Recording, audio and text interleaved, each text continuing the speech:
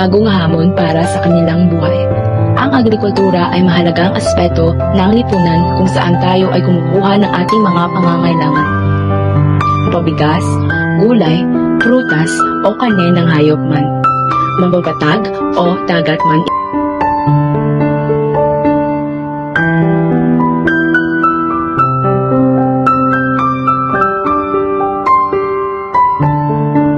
Ngunit ang pagsasaka ay hindi madalian tulad ng iniisip ng karamihan. Sila ay nakabilad ang buong maghapon sa lilim nitong mag-iinit. Hindi man natin nararamdaman, ngunit ito ang katotohanan sa likod ng kanilang maduming kamay.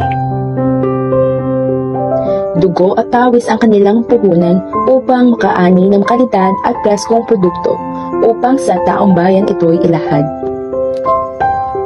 Kaya bago mo iwan ang iyong pagkain at iwan ito sa pagkainan at saka na lamang itapon, huwag kalimutan ang kanilang sakripisyo para tayo ay mabigyan ng ating pangangailangan. Malugi man sila sa hamon ng kalamidad, ay muli silang babangon para magtanim ng panibagong binhi. Hindi man natin nakikita ang kanilang paghihirap, ngunit ito ay paraan ng kanilang pagmamahal sa taong bayan.